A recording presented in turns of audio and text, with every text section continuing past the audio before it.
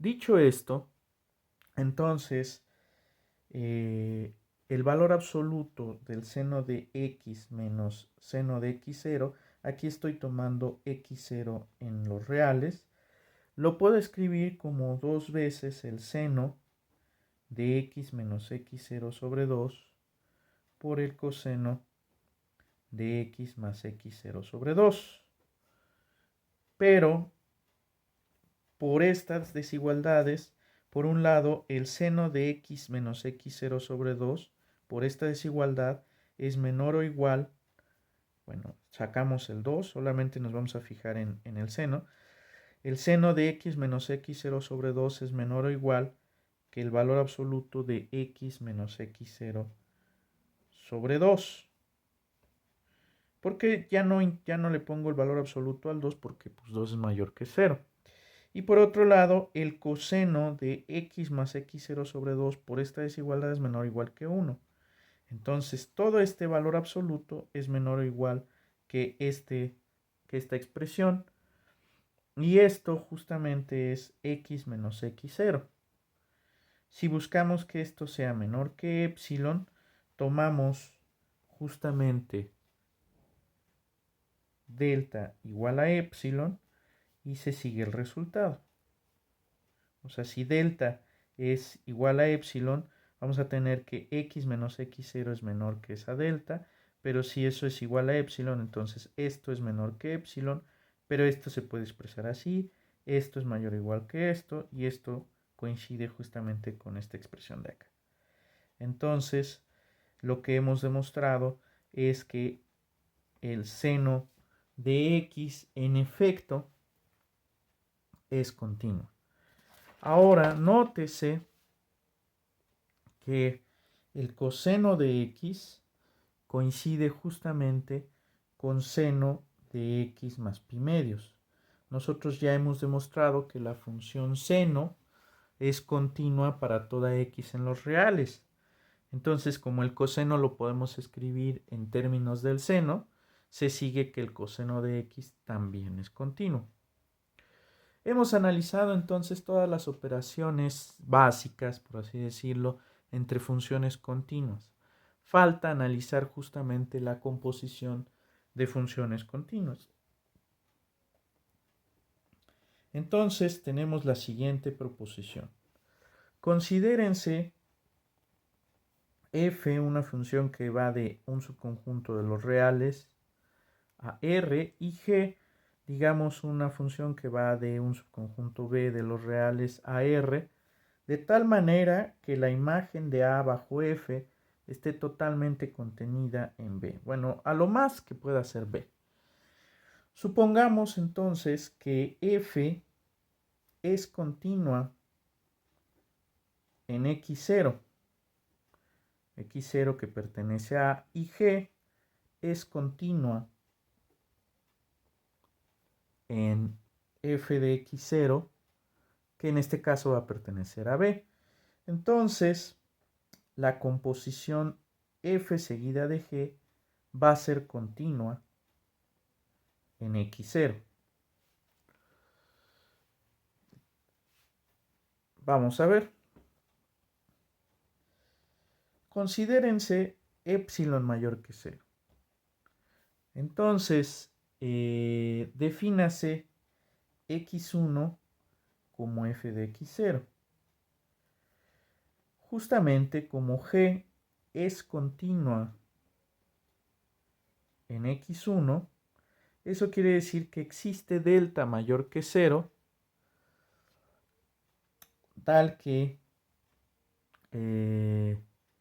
si y, digamos, pertenece a b y justamente el valor absoluto de y menos x1 es menor que delta, entonces g de y menos g de x1 es menor que epsilon.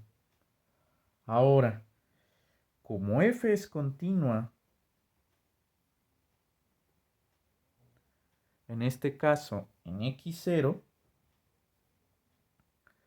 eso quiere decir que existe ρ, vamos a decirlo, mayor que 0, tal que si x pertenece a A y x menos x0 es menor que ρ, forzosamente el valor absoluto de f de x menos f de x0 va a ser menor que delta.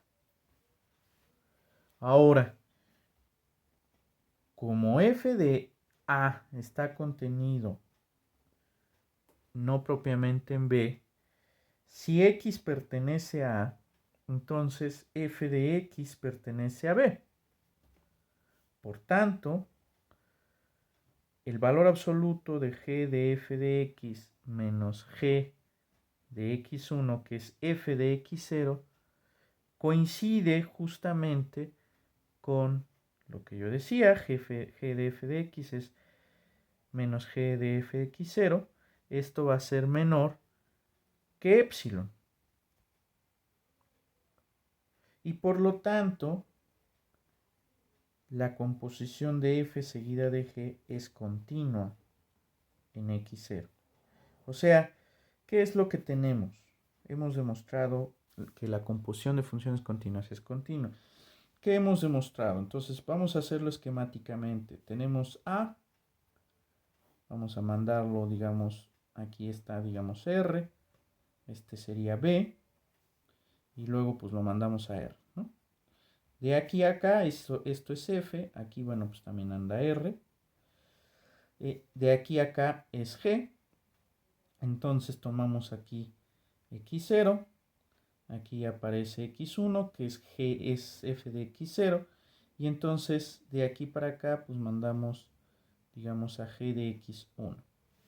Entonces, lo que estamos haciendo es, agarramos una vecindad alrededor de G de X1, esta tiene que provenir de una vecindad chiquita alrededor de X1, pero una vecindad chiquita alrededor de X1, por la continuidad de F, forzosamente tiene que provenir de una vecindad chiquita alrededor de X0. Eso es lo que está diciendo. Otra forma de verificar esta proposición es la siguiente. Como f es continua en x0, eso quiere decir que para toda sucesión totalmente contenida en A, tal que xn converge a x0, se tiene que f de xn converge a f de x0.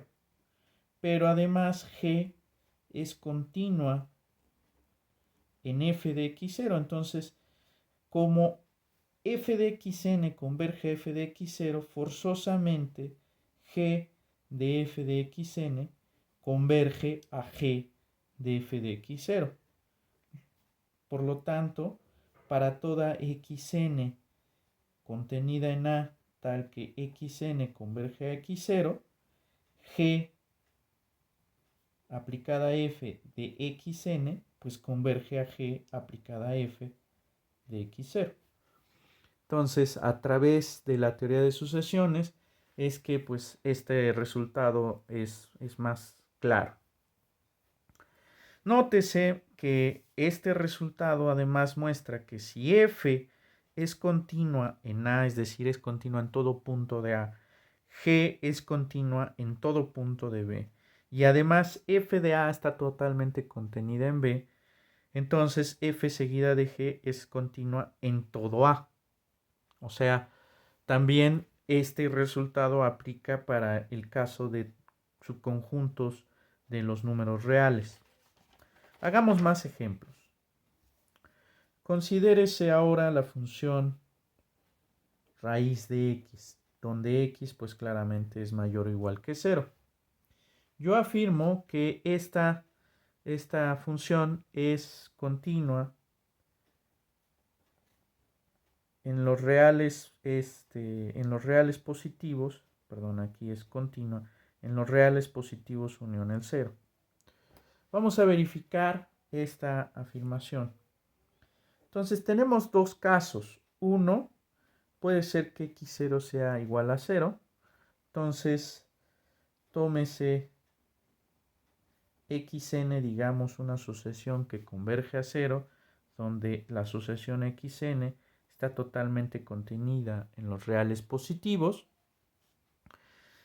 Entonces eso quiere decir que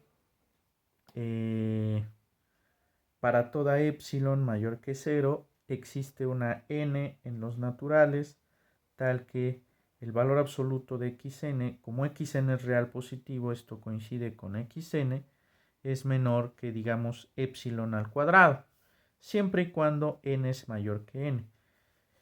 Entonces, eso quiere decir que la raíz de xn pues es menor que epsilon si n es mayor que n, y por lo tanto la raíz de xn converge a 0. Pero esto es justamente f evaluada en 0. Y esto es f evaluada en xn. Por lo tanto, f es continua en 0. Ahora, vamos a utilizar la otra definición. Si x0, digamos, es mayor que 0, tómense epsilon mayor que 0. Entonces, la diferencia entre raíz de x y raíz de x0, la técnica usual que uno utiliza para ver la existencia de límites o el manejo de continuidad de las raíces es a través de la multiplicación por lo que se conoce como el conjugado. Es decir, tomamos esta expresión y multiplicamos por un no mañoso, en este caso, la suma de las raíces.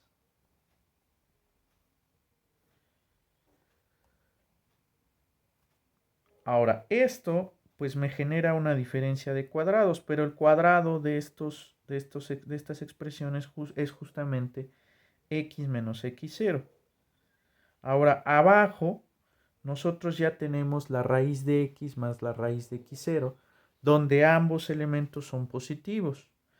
No es difícil verificar justamente o darse cuenta que la raíz de x más la raíz de x0 es mayor o igual que la raíz de x0. Y esto implicaría que 1 sobre la raíz de x más la raíz de x0 es menor o igual que 1 sobre la raíz de x0. Tomando en cuenta justamente esta desigualdad que puse en rojo, esto va a ser menor o igual que el valor absoluto de x menos x0 sobre la raíz de x0. Si nosotros esperamos que esto sea menor que epsilon, tomamos delta como epsilon por la raíz de x0 y por lo tanto f es continua en x0. Ahora, ojo, este ejemplo muestra justamente que la delta